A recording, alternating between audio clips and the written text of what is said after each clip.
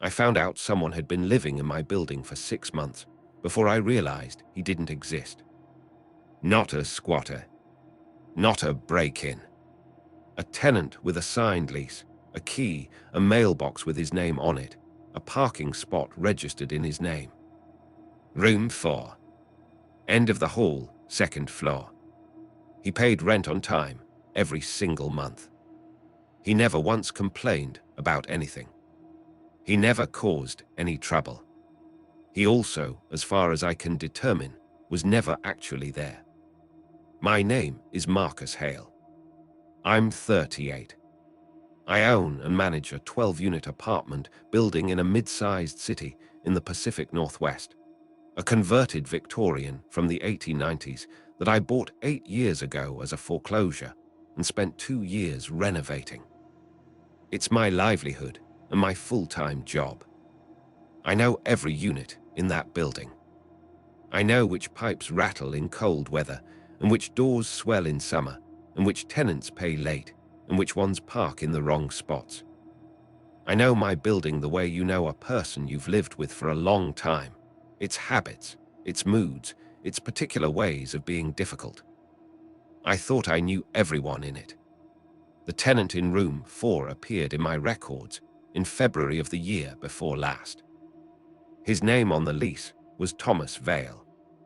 He had applied through my property management software with a completed application, references, a credit check that came back clean, first and last month's rent paid by bank transfer the same day I approved him. Everything standard. Everything exactly as it should be. I remember signing the lease. I remember handing over the key.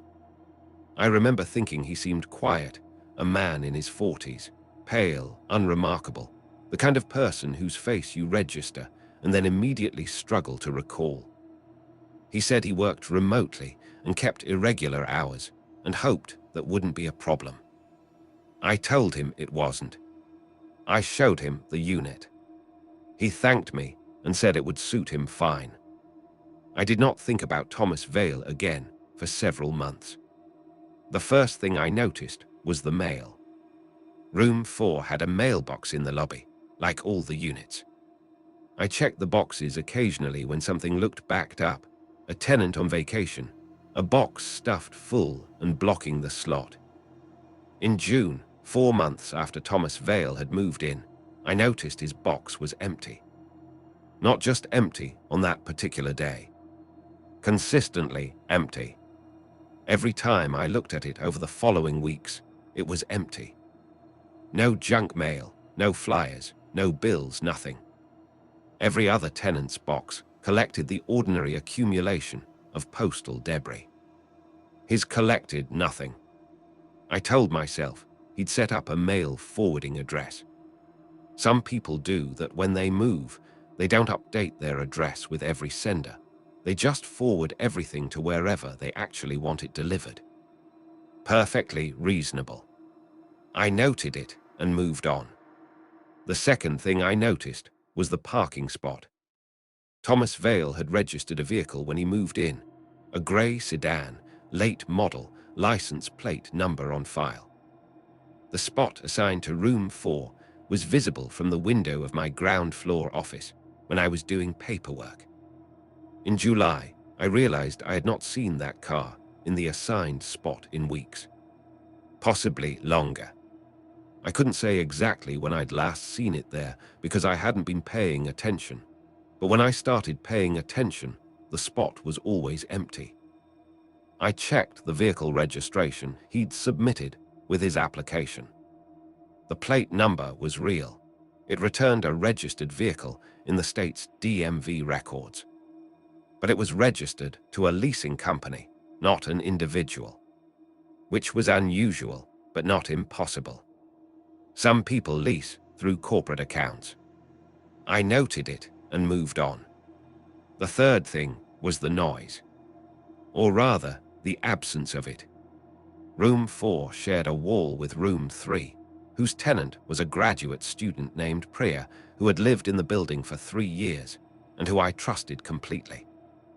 In August, Priya knocked on my office door and asked, almost apologetically, whether the tenant in room 4 had moved out.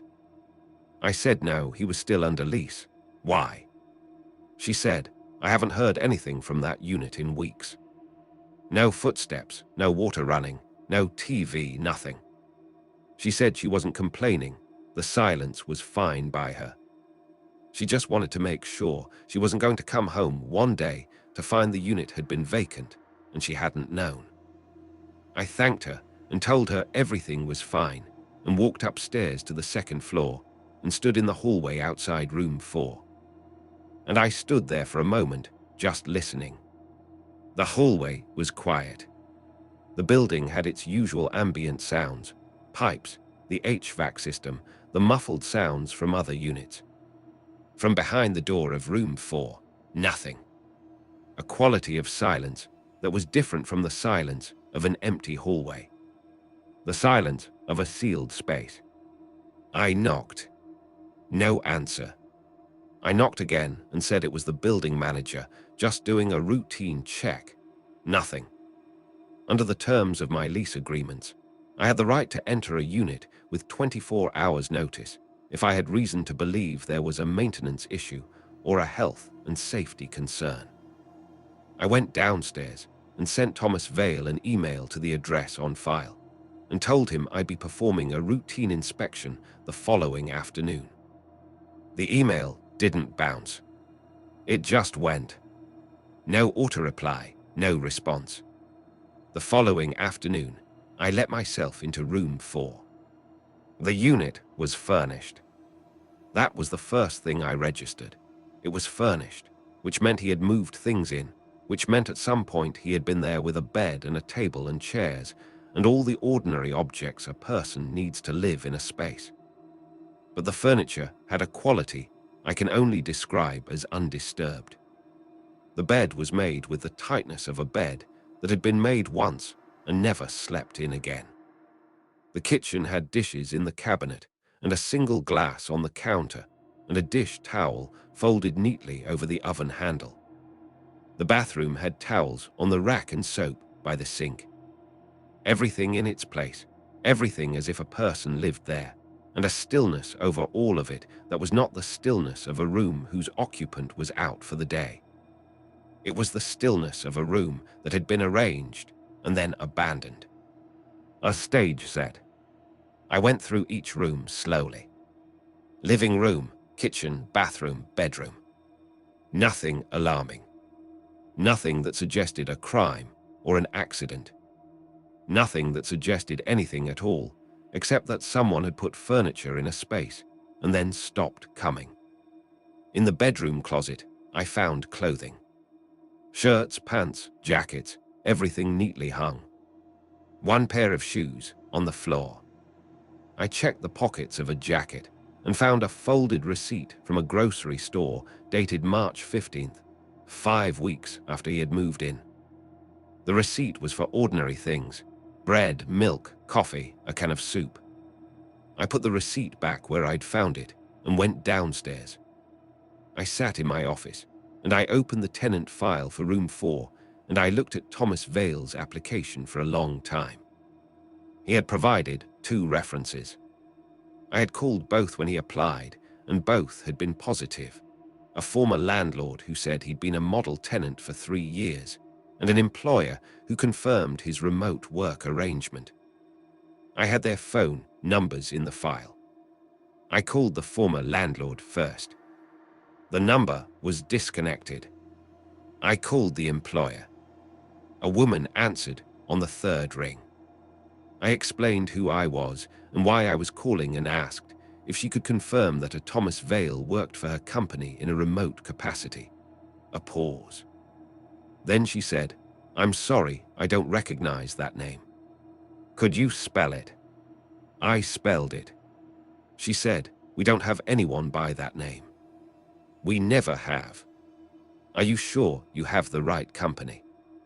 I confirmed the company name twice. She confirmed twice that no Thomas Vale had ever worked there. I thanked her and hung up.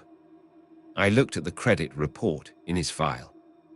The name Thomas Vale returned a social security number a credit history, a clean record. The credit check had been run through a legitimate service. The result was real. I ran the social security number again myself, through a different service. The number was issued in 1987 to a male individual in the state of Oregon. The name associated with it was Thomas Vale. The individual had died in 2019, 4 years before he applied for my apartment. I want to pause here because I know what you're thinking, and I thought it too: identity theft. Someone had taken a dead man's identity and used it to rent an apartment. It happens. It is, unfortunately, not uncommon. The correct response was to contact the authorities and let them sort it out. I called the non-emergency police line and reported my suspicion that a fraudulent tenancy had been established in my building. An officer came the following day, took my documentation, said they would look into it. He was professionally neutral about the whole thing in the way that officers are when they are dealing with something that is probably a civil matter and definitely not an emergency. The investigation, such as it was, produced nothing. The bank account from which rent had been paid was traced to a prepaid account opened under the name Thomas Vale that had been funded in a single deposit, enough to cover 8 months of rent, and had never been touched since. The account had been opened online. The IP address open it resolved to a VPN exit node in Eastern Europe. Whoever had set this up had done it carefully. They had created an identity, funded a bank account, signed a lease, moved furniture into a room, placed objects in it to suggest occupancy, and then, as far as anyone could tell, never returned. The police closed the case as identity fraud, unfounded, meaning they couldn't identify a specific victim beyond the dead man whose social security number had been used, and the statute of limitations on the fraud itself was unclear. They told me I could pursue it civilly if I wanted. I thanked them. I changed the locks on room 4 and began the process of reclaiming the unit. I thought the matter was settled. Then I found the photographs. I had been cleaning out the unit, donating the furniture, bagging the clothing, doing the deep clean you do between tenants, when I moved the bedroom dresser to clean behind it and found an envelope taped to the back. A standard white envelope, sealed. On the front, in handwriting I didn't recognize, for the manager. I sat down on the bare mattress and opened it. Inside were photographs, printed on standard paper, the kind you print at home on a consumer inkjet printer. 12 photographs, slightly worn at the edges from being in the envelope. They were photographs of me. Not posed photographs. Not photographs taken with my knowledge. Surveillance photographs, taken from a distance, through windows, across parking lots, from positions that suggested careful planning. Me coming out of the building's front door. Me getting into my car in the parking lot. Me at my desk in the ground floor office, seen through the window from the sidewalk. Me at a coffee shop 3 blocks away that I went to on Tuesday and Thursday mornings. Me at the hardware store. Me at my mother's house, 20 minutes outside the city, a place I visited every other Sunday. 12 photographs taken over what appeared to be several months, based on the seasonal variation in clothing and light. All of them taken without my knowledge. All of them of me, going about the ordinary business of my life, completely unaware that someone was documenting it. On the back of the last photograph, in the same handwriting as the envelope, "You never noticed me either." I sat on that mattress for a very long time.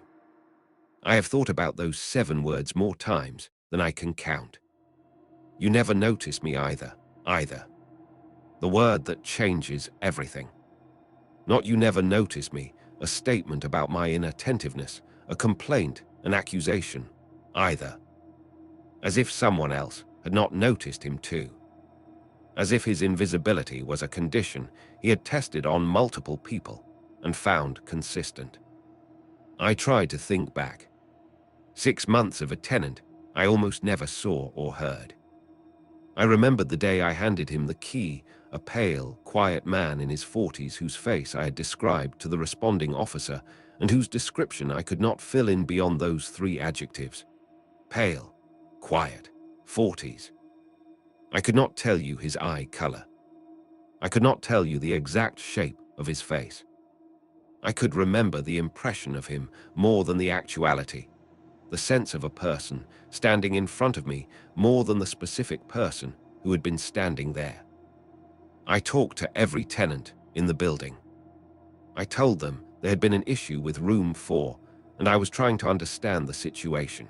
And I asked each of them if they had ever seen or spoken to the person who had been living there. 7 of the 12 tenants said they had no memory of seeing him at all. Not once in 6 months. 3 said they had a vague sense of a person on the 2nd floor, but couldn't describe him.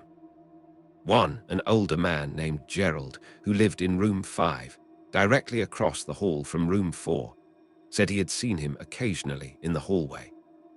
He described a man of medium height, pale, who always nodded when they passed and never spoke. Gerald said he had assumed the man was simply private. He said, "I figured he was one of those people who just keeps to themselves. You know the type. You'd pass him in the hall and feel like you'd seen someone, but 10 minutes later you couldn't quite picture it.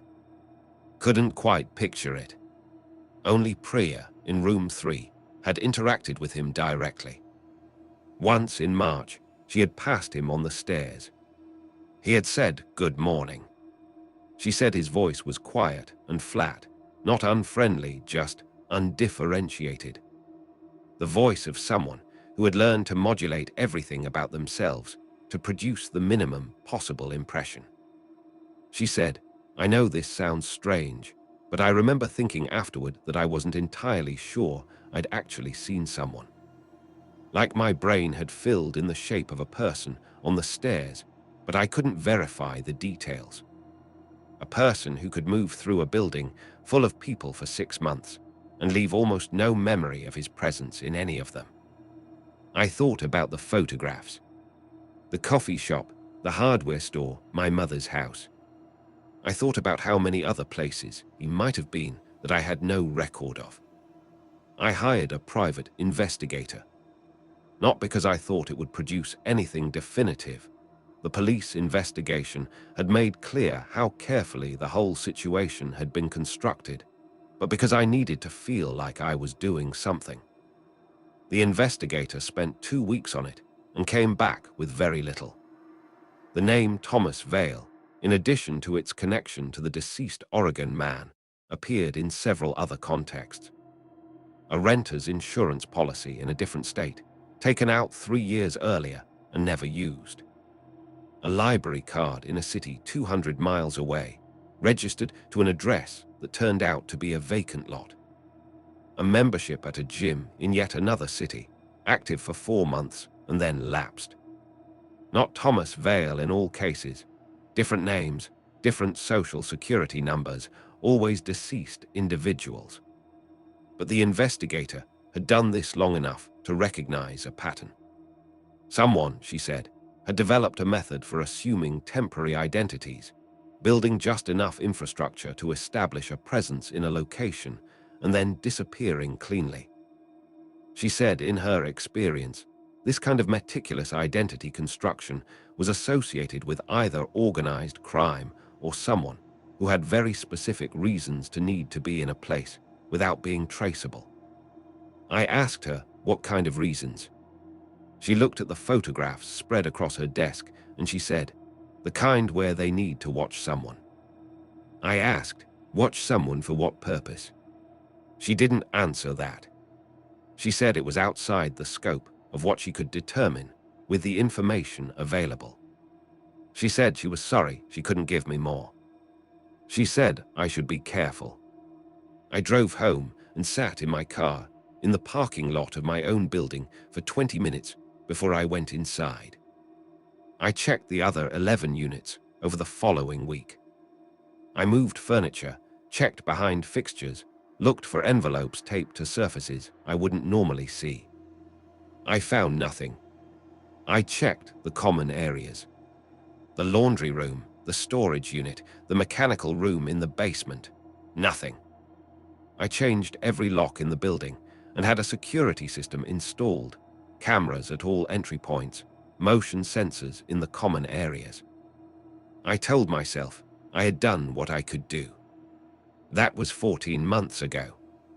I have not found any evidence that whoever used the name Thomas Vale has been back in the building. The room 4 unit has been re-tenanted.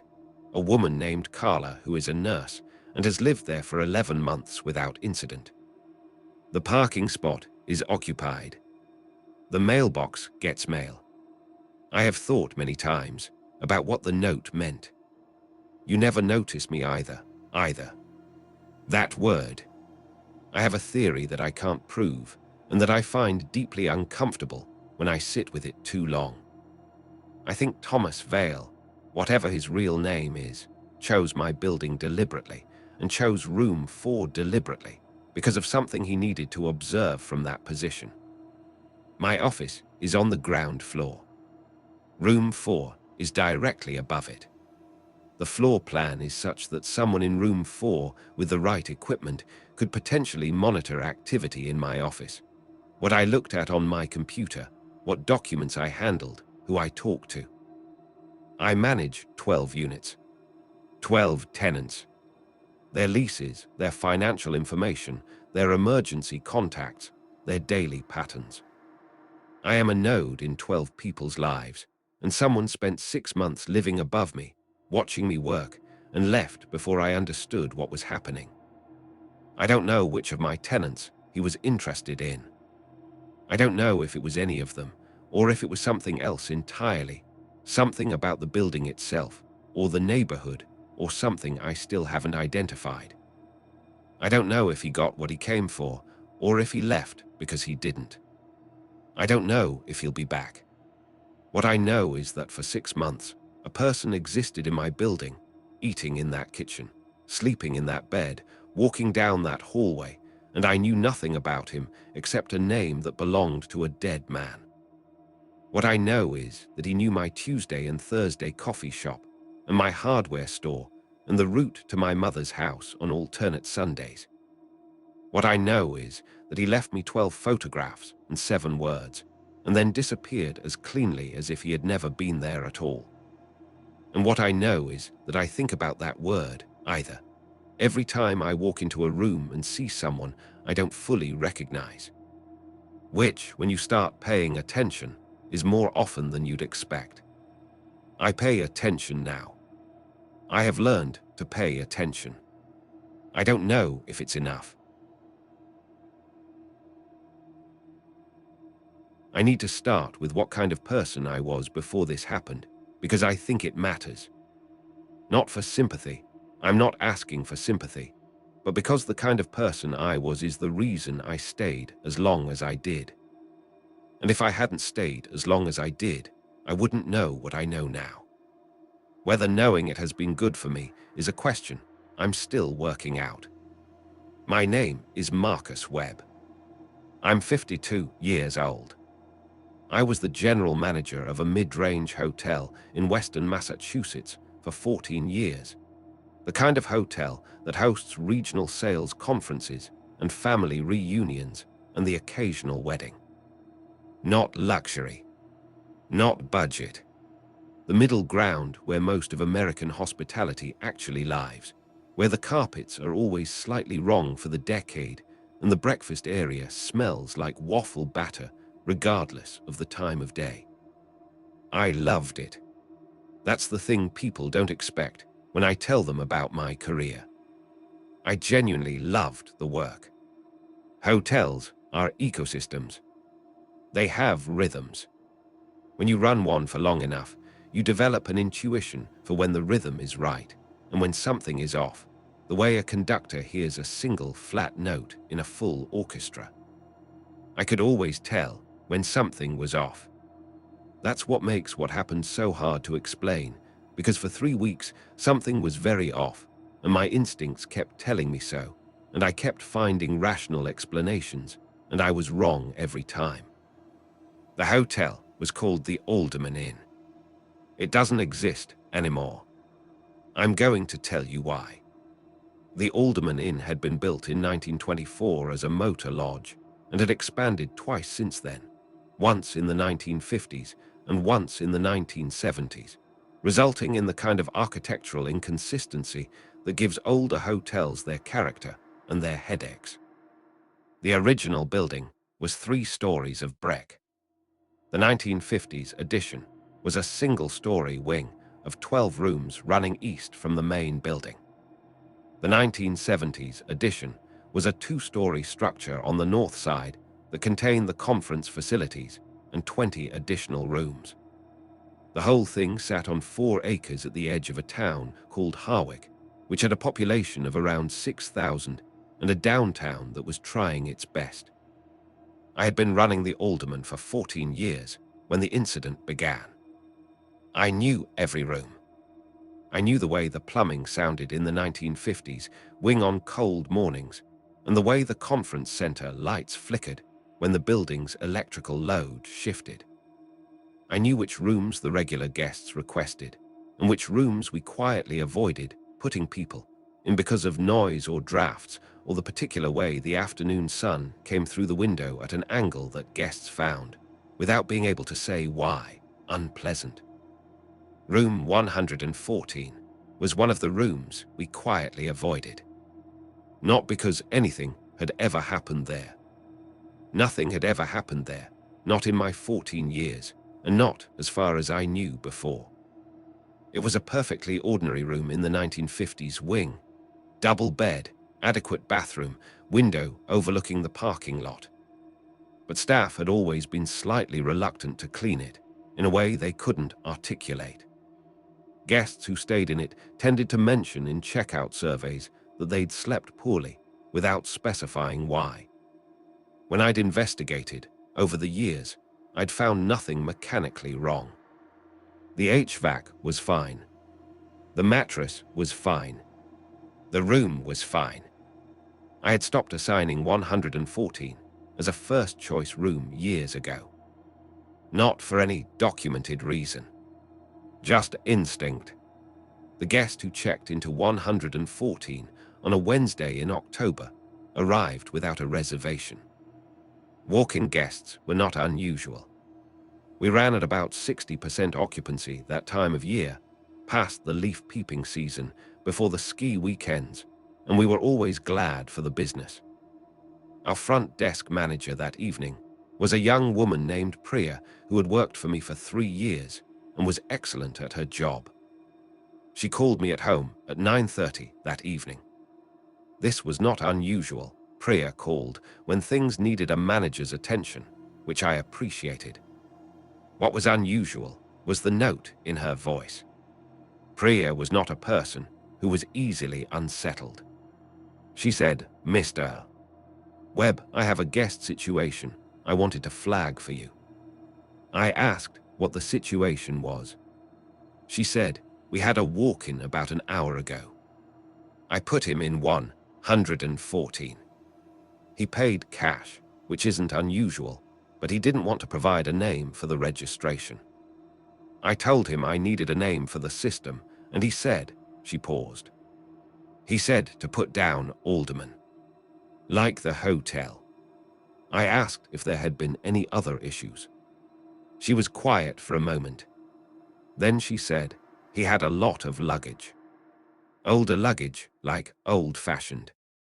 And he kept looking at things. The lobby, the walls, the chandelier. Like he was checking whether they were correct. Does that make sense? Like someone checking whether things had changed. I told her she'd done the right thing calling, and that I'd come in and check on things in the morning. I didn't sleep well that night. I told myself it was unrelated. I arrived at 7 the next morning and pulled the registration record before anything else. The name in the system was Alderman, G, room 114. Cash payment 3 nights. No vehicle on file. No phone number provided. Priya had noted in the record that the guest had stated he didn't carry a mobile phone. The handwriting on the paper registration card, which we still used as a backup, was formal in a way that I found difficult to date. Copperplate, almost. The kind of handwriting that takes years to develop. I walked the 1950s wing at 7:45, while housekeeping was doing morning turnover. I stood outside 114 and listened. Silence. The Do Not Disturb card was on the handle. I noted it and moved on to the rest of the morning. At 11, my maintenance supervisor Raymond came to find me in my office. Raymond was 63 years old, had worked at the Alderman for 22 years, and was the person in the building I trusted most completely. He stood in my doorway with an expression I had not seen on him before. He said, "Marcus, the guest in 114. I asked, "What about him?" Raymond said, "I was in the utility corridor doing the quarterly inspection on the wing's junction box. The corridor runs behind 114. I heard him in there." I asked what he'd heard. Raymond looked at the doorframe rather than at me. "Talking," he said, "to someone. But the room has 1 occupant registered and no visitor log. And Marcus, the talking wasn't coming from the room. It was coming from the walls. I want to be honest about what I did with that information, because it doesn't reflect well on me as a rational person. I noted it. I told Raymond it was probably the room's acoustics playing tricks. The 1950s wing had unusual sound propagation, always had, and I thanked him and went back to work. I had a conference group checking in that afternoon, 42 attendees for a 3-day regional insurance meeting, and I had a full staff schedule to manage and a catering order to confirm, and I chose to put the guest in 114 into the category of things I would monitor rather than things I would act on. That was my first real mistake. Not my last. The guest extended his stay that evening at the front desk. Paid cash for 4 more nights.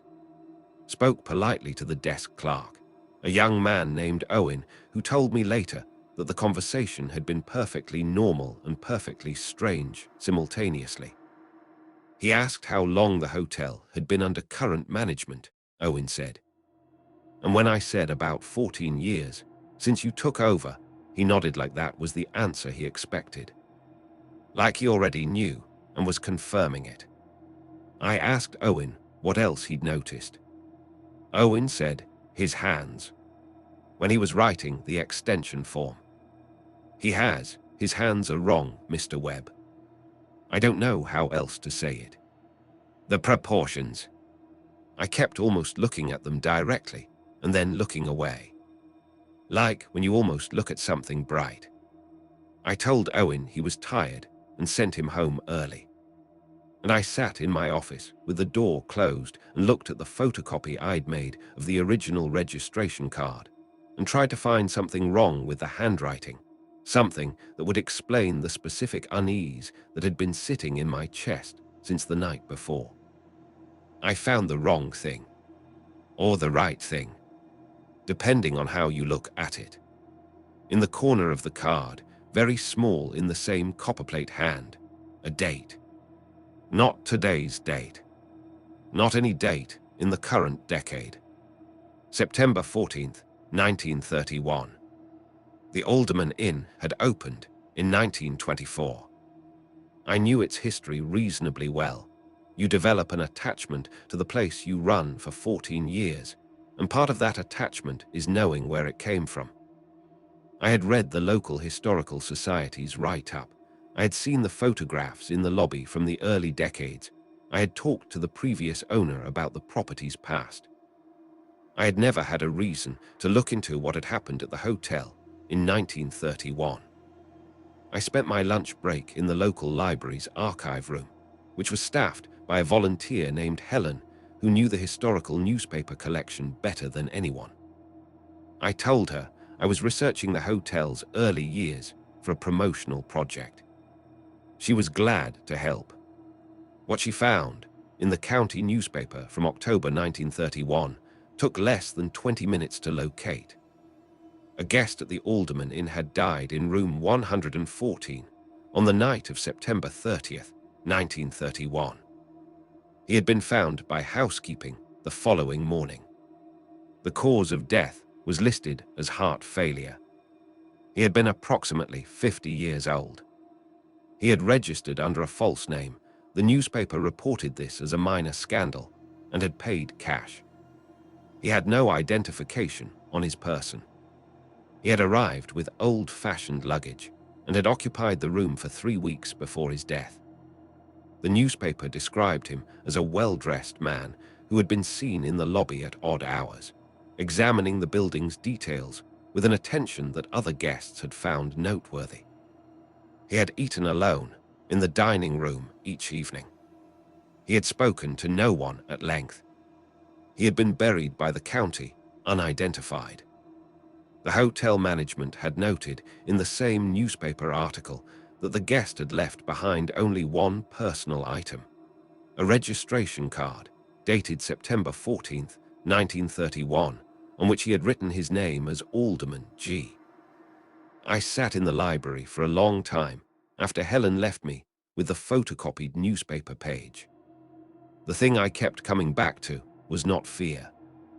It was the specific professional disorientation of a person who has managed a hotel for 14 years and prided himself on his instincts, and has just confirmed that his instincts were both correct and completely inadequate to the situation.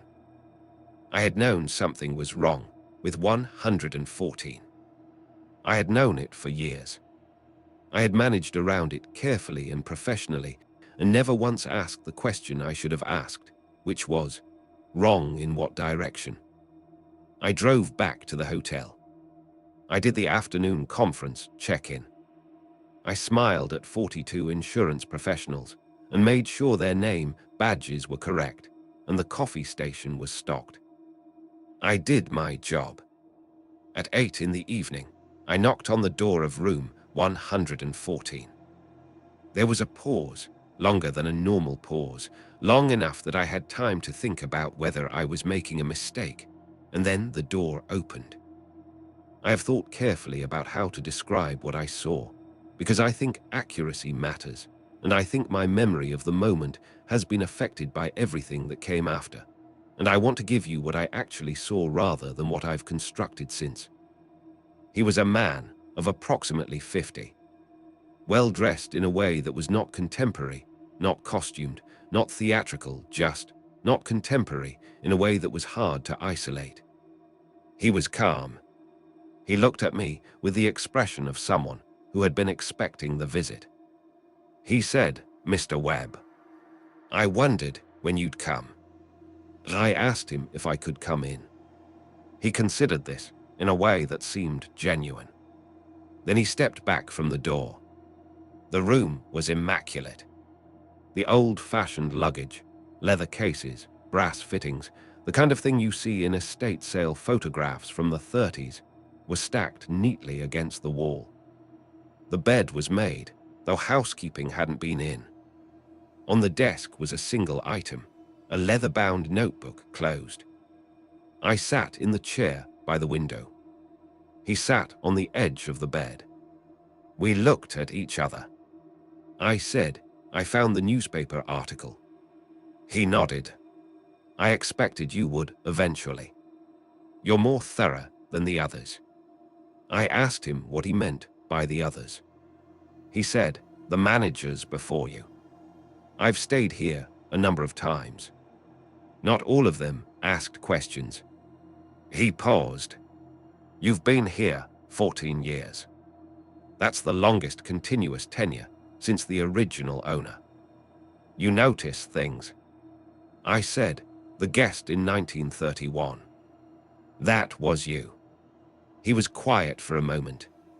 Then he said, "That was one of my visits, yes." I asked what he meant by visits. He looked at the window. The parking lot was visible through the glass, normal and lit and ordinary. I come back, he said, to this room. I've been coming back to this room for a very long time. Each time I experience it as a stay, a period of residence. And then there is a period of absence that I don't experience at all, and then I'm here again. He said it the way you describe a medical condition you've made peace with. Factually, without drama. I asked him how many times. He said, I've stopped counting, many. I asked him what he did here during the stays. He said, I wait. I asked what he was waiting for. He looked at me, then directly, for the first time in the conversation. I don't know anymore, he said. That's the honest answer. I knew once. I've been here long enough that I've forgotten. I went home that night, and I didn't call the police, and I didn't call anyone. I sat in my kitchen with a glass of water, and I thought about the conversation with the same methodical attention I bring to any operational problem that doesn't have an obvious solution. The facts as I understood them. A man who appeared to be approximately 50 was occupying room 114. He had occupied that room, by his own account, in 1931 and on other occasions. A guest had died in room 114 in 1931 under similar circumstances, registered under the same name. The explanations I considered, in order of how long I was able to sustain belief in each. First, he was an eccentric with an elaborate historical fixation, reenacting a family member's stay. Duration of belief, about 20 minutes. Second, he was suffering from a delusion, likely connected to a psychiatric condition, and the safest thing was to find him help. Duration of belief, about an hour, until I remembered Owen's description of his hands. The kind of thing Owen described is not something a delusional person produces in the people around them. Third, what he had told me was, in some form that I didn't have a framework for, accurate. Duration of belief, I haven't stopped believing it. I went back the next evening. I brought 2 cups of coffee from the breakfast area, because I am a hotel manager and I express things through hospitality, and we sat in the same chairs and I asked him questions. He answered them. That's the thing I keep coming back to.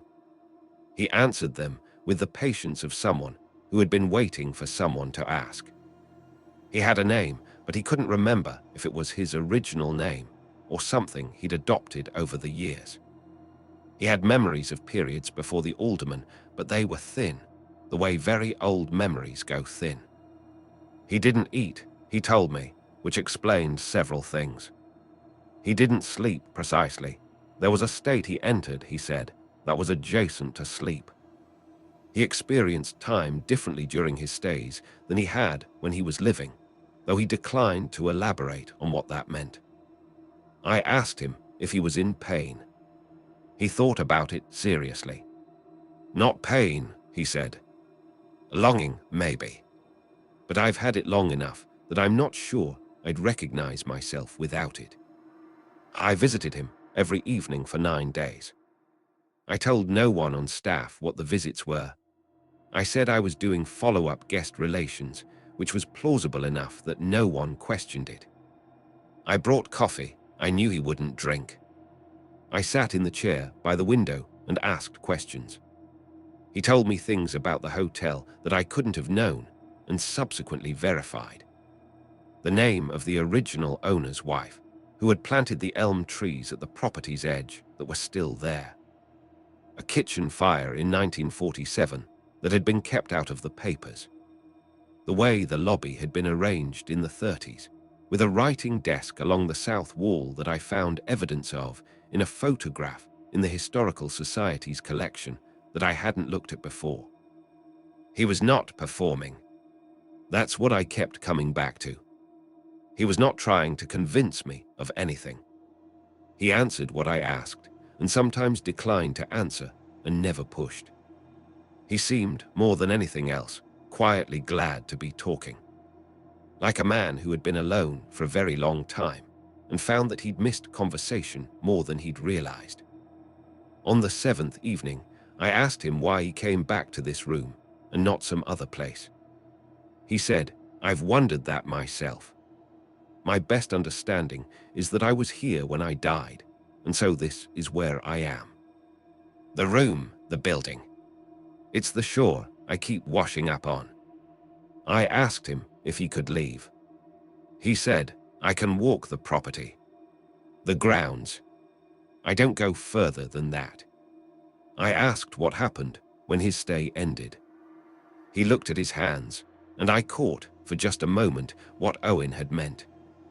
Not wrong exactly, but the proportions shifted somehow in the peripheral vision. When I looked directly at them, they were ordinary hands. "I stop," he said simply, "and then some time passes that I don't experience, and then I start again." I asked if there was anything I could do for him.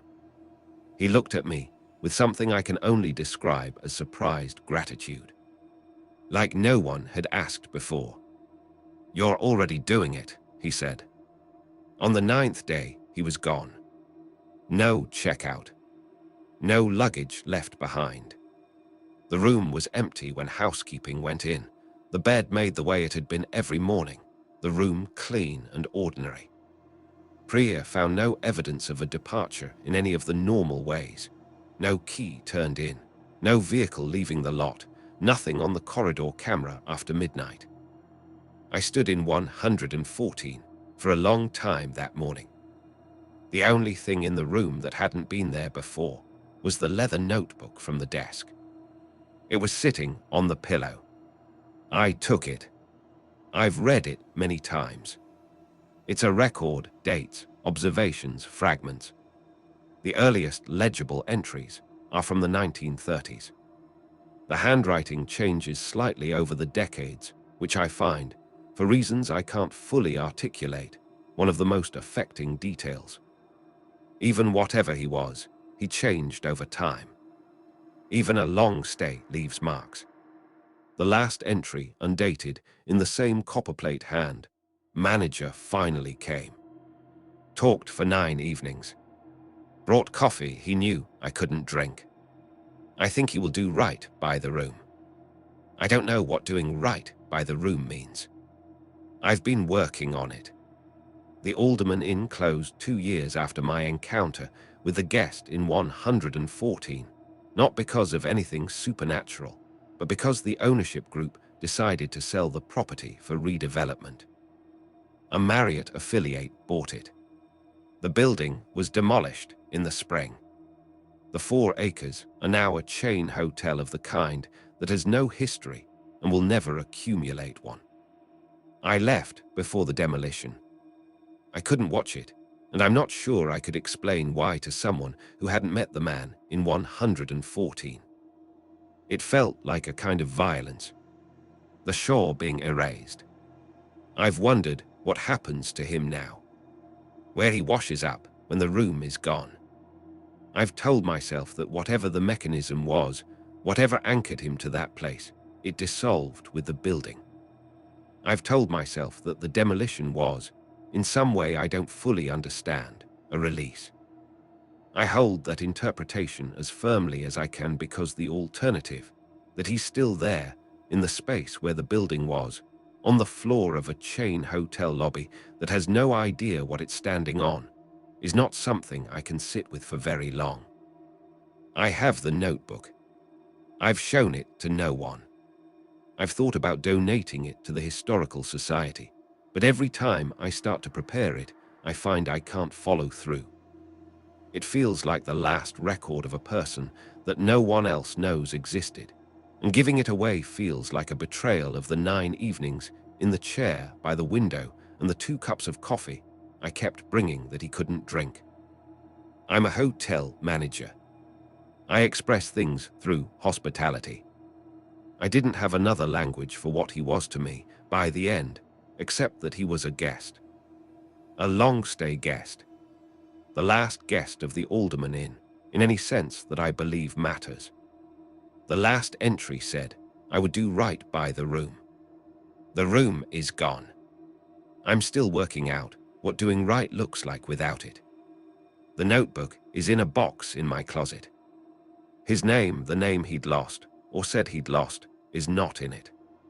I look for it every time I read it, and it's not there. That's the part that stays with me.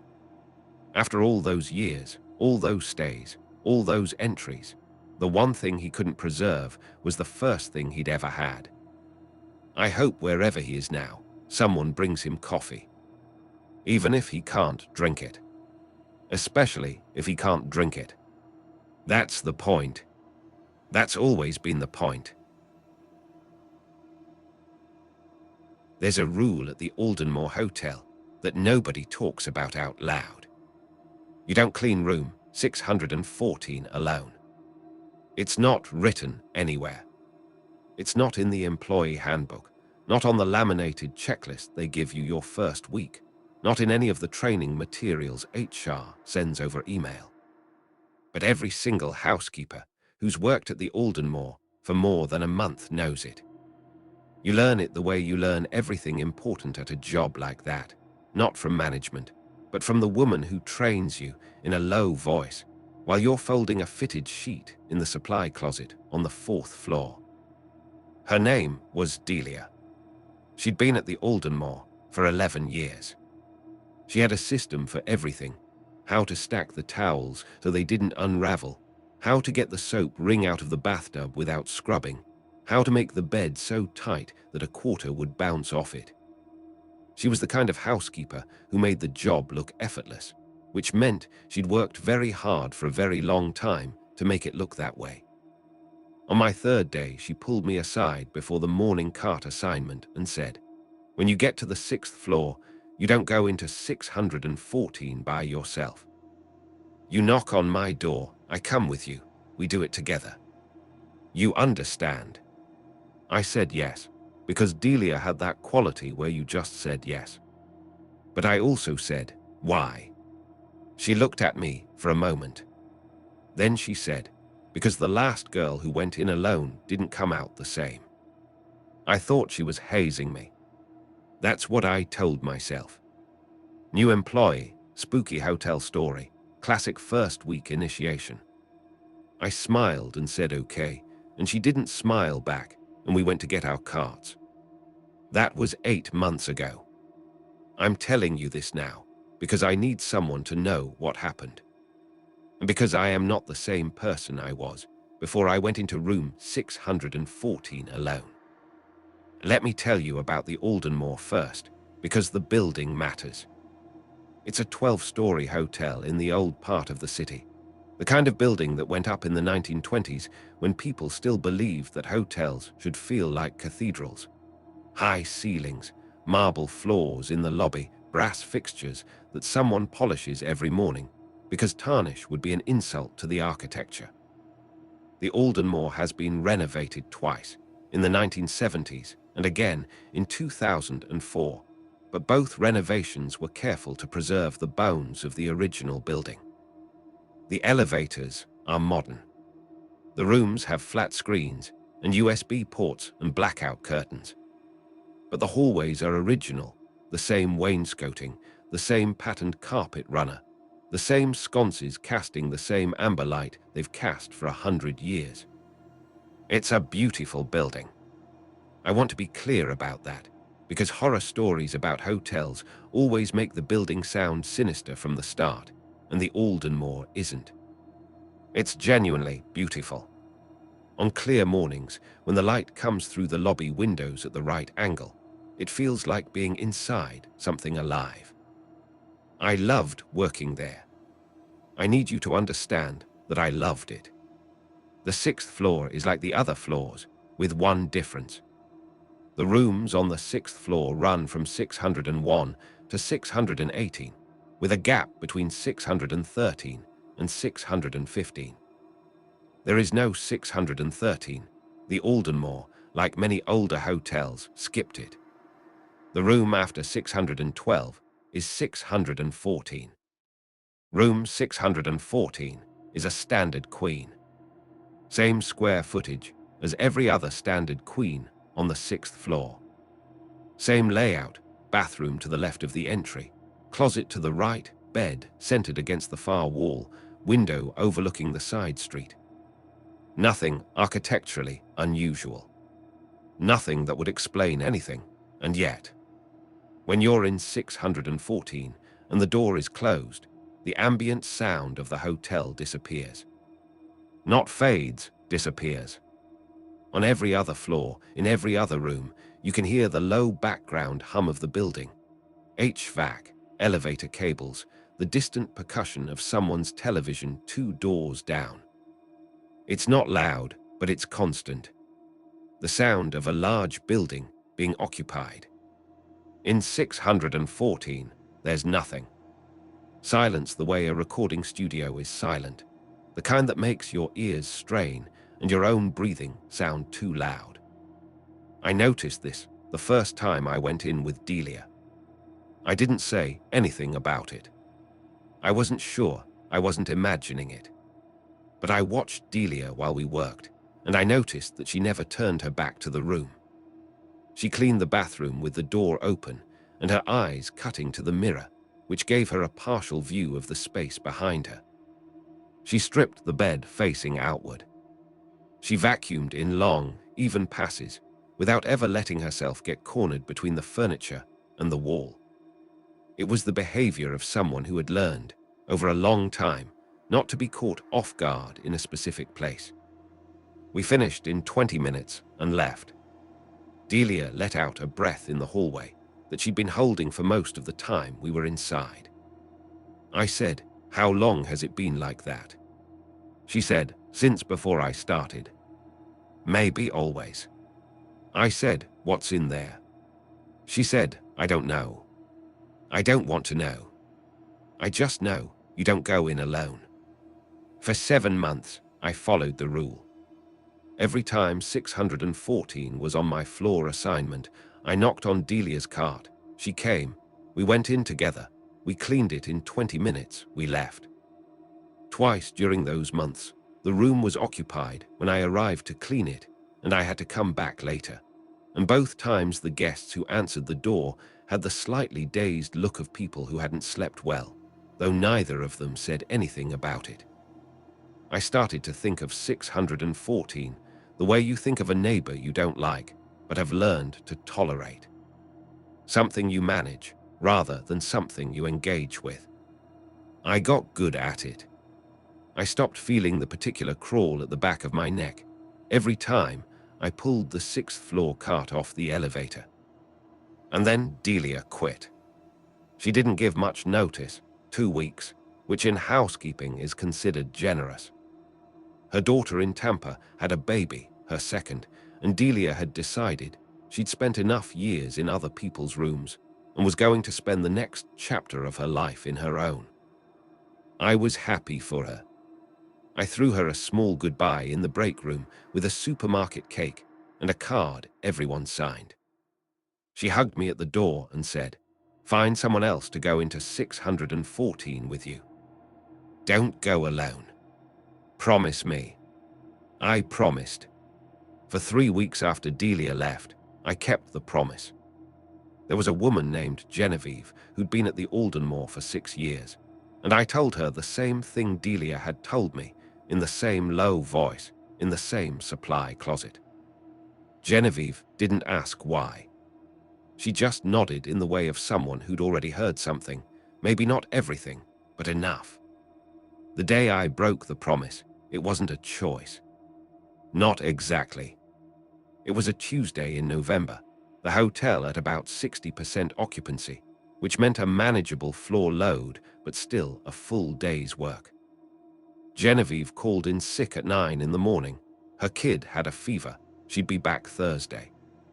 The supervisor, a man named Dale, who'd been in hotel management for 20 years and had the permanently exhausted look of someone who'd heard every possible excuse, redistributed her rooms across the available staff without asking whether anyone had preferences. Room 614 was on my assignment sheet when I picked it up at the cart station. I looked around the break room. Carla was already gone. She had a full floor. Destiny was new 3 weeks in. I wasn't going to tell her about 614, and I wasn't going to take her in there either. The other two on shift, I didn't know well enough. I stood with the assignment sheet for a moment. I thought, it's a room. I've been in it 14 times. Nothing has ever happened. Delia was superstitious. Genevieve was superstitious. And maybe the silence in there is just good soundproofing, and maybe the guests look tired, because people always look tired when they open a hotel door at 10 in the morning. I took my cart to the 6th floor. The rooms on my assignment went smoothly. 601 through 608, 2 checkouts and 6 stayovers. I worked fast the way Delia had taught me, efficient and methodical. The cart a mobile system. I'd learned to navigate without thinking. By 11:30, I'd finished 8 rooms and had 4 left, including 614. I knocked on 614 first, the standard knock and announce. Housekeeping. No answer. I knocked again, waited, used my key card. The door swung open. The silence hit me the same way it always did, immediate, total, like stepping into a different atmosphere. I stood in the doorway for a moment, with one hand on the door frame, and breathed. The room was empty, checkout.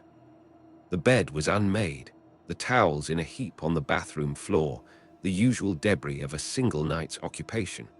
A water glass on the nightstand, a receipt from the minibar, the television remote on the wrong side of the bed.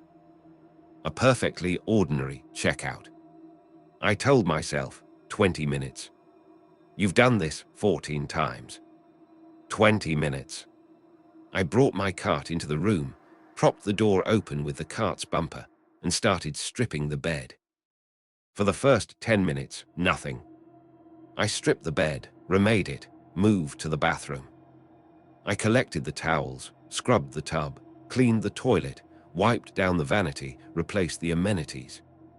All exactly as trained. All exactly as I'd done hundreds of times in hundreds of rooms. I was replacing the hand towel on the towel bar when I heard the door close. Not slam, close. The soft, deliberate sound of a door being pulled shut by someone who didn't want to make noise. I turned around. The bathroom door was open. Through it, I could see the main room. The cart was still in position, but the door to the hallway, the door I had propped open with the cart, was closed. I stood very still. There was a moment where I almost convinced myself it was the cart that had shifted, that the wheels had rolled and the door had swung shut on its own, that there was a perfectly reasonable explanation. I'm good at those moments. I've always been the kind of person who reaches for the reasonable explanation first, who checks the closet and finds nothing and feels embarrassed for having checked. But the cart hadn't rolled. It was exactly where I'd left it. I walked out of the bathroom into the main room. The room was empty. I could see all of it from where I stood, the bed, the desk, the closet. The closet door was open, the way I'd left it after hanging the fresh robe. Nothing behind it. I went to the hallway door and opened it. The hallway was empty in both directions, the amber sconce light steady, the patterned carpet runner undisturbed. I propped the door open again with the cart. I went back to work. I was dusting the desk when I saw her in the mirror. The mirror was above the desk, standard hotel placement, rectangular, maybe 2 feet wide and 3 feet tall, angled slightly so you could see yourself seated at the desk. I wasn't looking at myself. I was looking at the surface of the desk, checking for dust along the edge where the lamp base sat. The mirror was in my peripheral vision. And in the mirror, in the space between the bed and the window, there was a woman. I froze. In the half second before I turned around, my brain did what brains do, try to explain it. Reflection from the hallway, trick of the light, my own reflection at a strange angle. My brain was working very fast and very hard to find a version of reality where that shape in the mirror was not what it looked like. I turned around, nothing. The space between the bed and the window was empty. I turned back to the mirror. She was still there. She was visible only in the mirror. Not in the room itself. I could look between the mirror and the space it should have been reflecting and see clearly that the space was empty. But in the mirror she was there, standing between the bed and the window, facing me. I'm going to try to describe what she looked like, and I'm going to try to do it accurately rather than the way fear makes you remember things, which is always bigger and more distorted than the reality. She was a woman, approximately my height, dressed in what looked like a hotel uniform, dark skirt, white blouse, the kind of low-heeled shoes you wear when you're on your feet for 8 hours. Her hair was pulled back. Her face was turned toward me. She looked like a housekeeper. She looked, I realized, like me. Not exactly. The features were different. She was older, her face more lined, her posture different, a particular set to her shoulders that I didn't recognize from my own reflection. But the uniform, the hair, the build, from a distance, from a mirror across a hotel room, you might have trouble telling us apart. I stood at the desk and looked at her in the mirror, and she looked back at me. And then she raised one hand and pointed at the nightstand. I want to be clear that I considered leaving. I want you to know that I am not stupid, and I understand that the correct response to seeing a woman in a mirror who isn't there is to leave the room and call someone and not spend another second inside that building. But I didn't leave. I don't know exactly why. Partly because whatever she was, she didn't feel threatening in the way I would have expected. She wasn't moving toward me. She wasn't doing anything except standing and pointing. And partly because I looked at the nightstand and I saw something I hadn't noticed when I'd cleaned the bed. The drawer was open.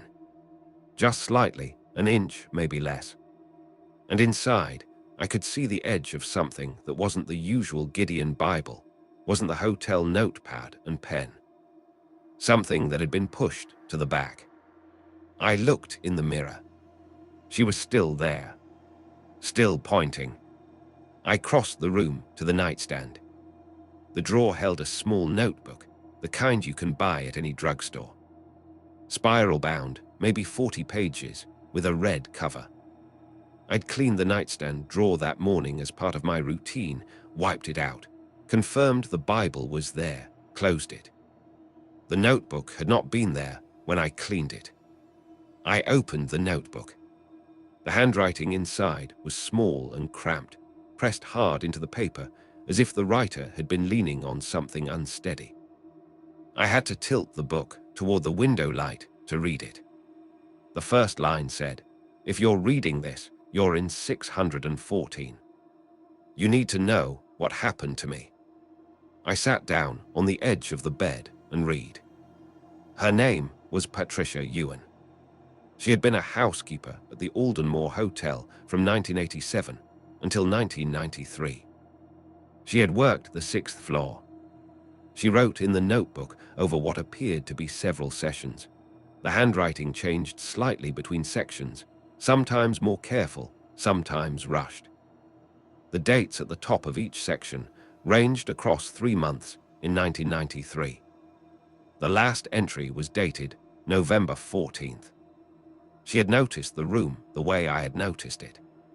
The silence, the guests who looked drained after a night inside. She had asked around and received the same answer Delia had given me: don't go in alone. She had followed that rule for 6 years. But she'd been curious in a way I understood, reading her words, the specific curiosity of someone who spends 8 hours a day in a space and develops a relationship with it, even the parts of it that are wrong. She'd started paying attention to which guests checked into 614 and which ones asked to be moved to a different room the following morning. She'd started tracking it, building a record.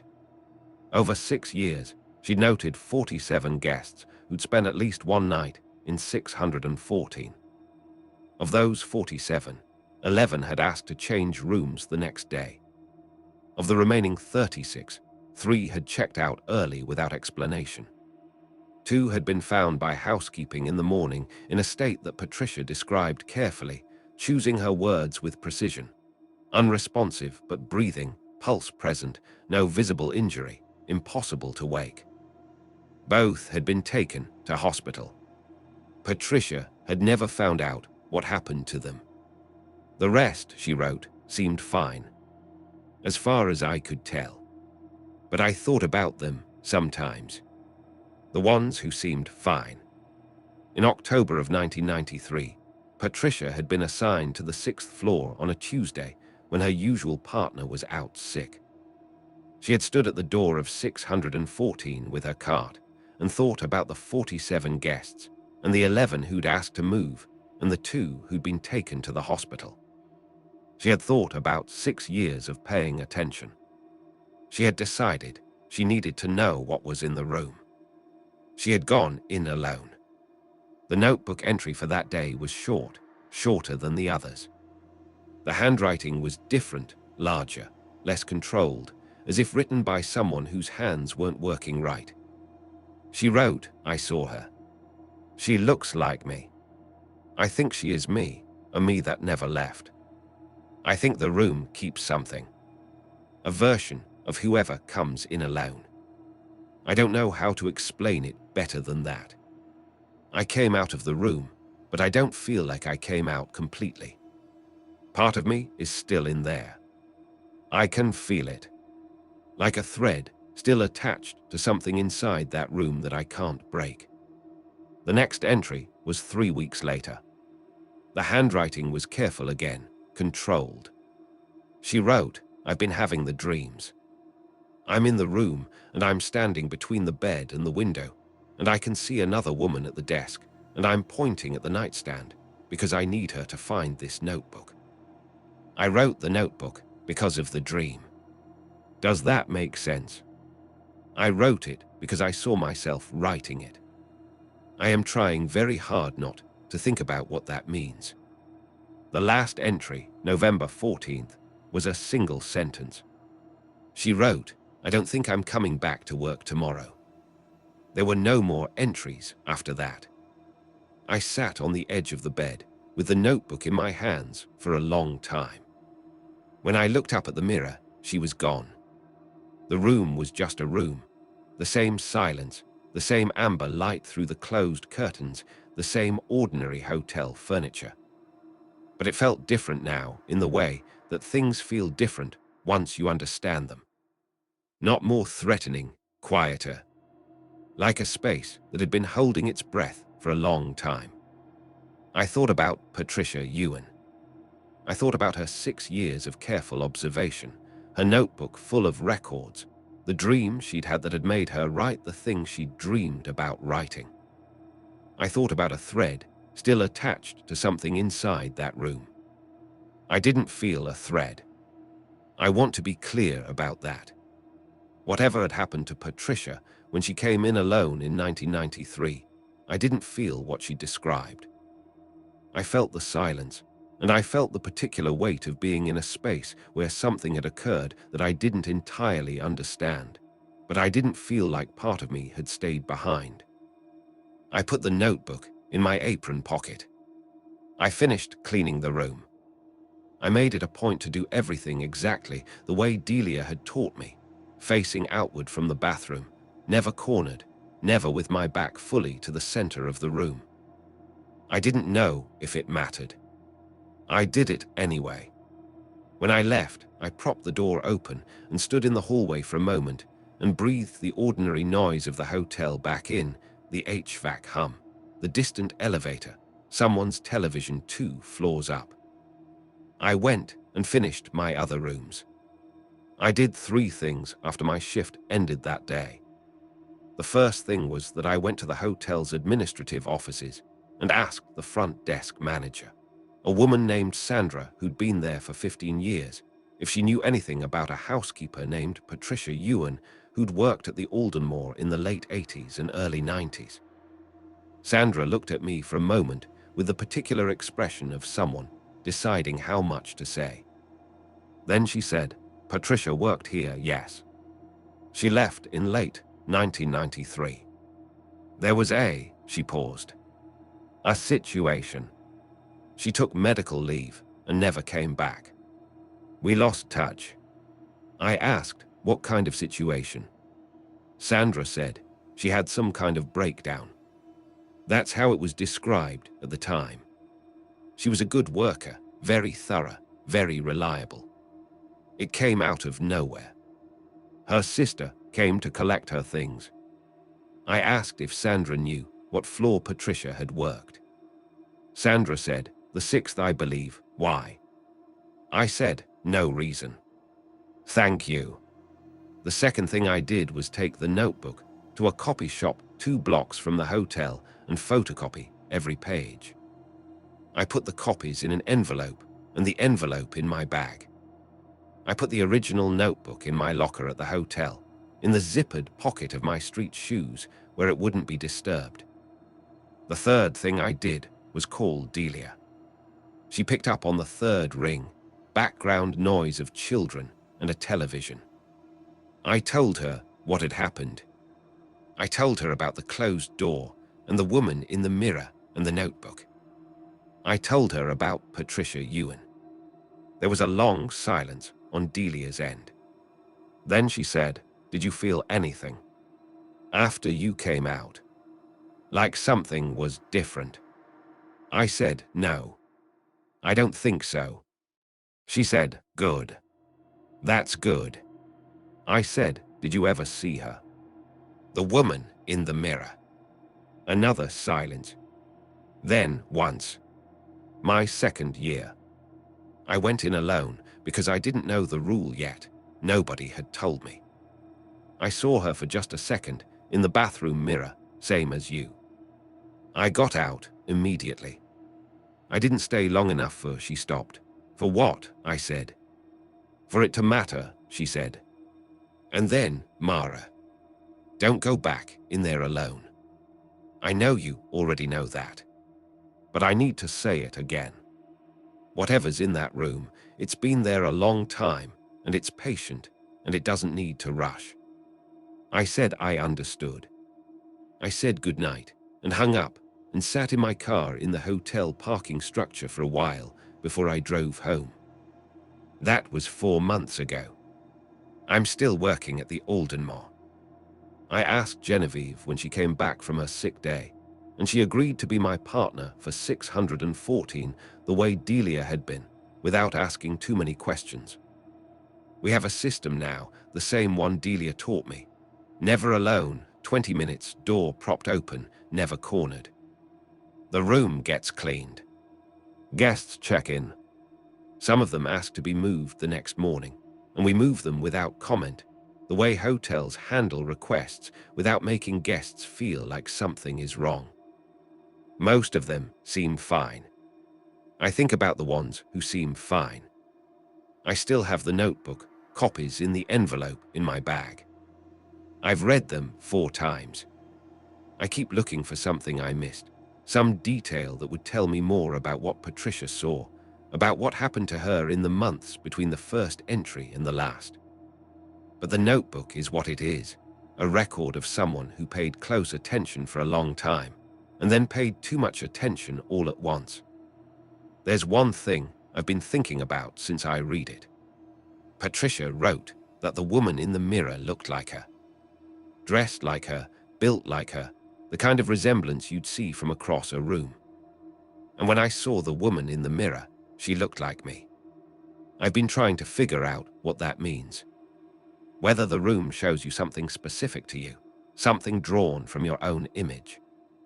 Whether it's a warning or an invitation or something else entirely. Whether Patricia is still in there somehow, in that space behind the mirror where she stood for 30 years before I came in and she pointed me toward the nightstand. I don't have answers. I don't think I'm going to get them by going back in alone, and I'm not going to do that. I made a promise the first time and I broke it, and I'm not going to break it again. But sometimes, when I'm working a room on the 6th floor, when I'm changing a fitted sheet or wiping down a vanity or replacing a towel on a towel bar, I catch my reflection in a mirror, and for just a second, I don't quite recognize myself. Just a second. Then it passes, and I pick up my cart and move on to the next room.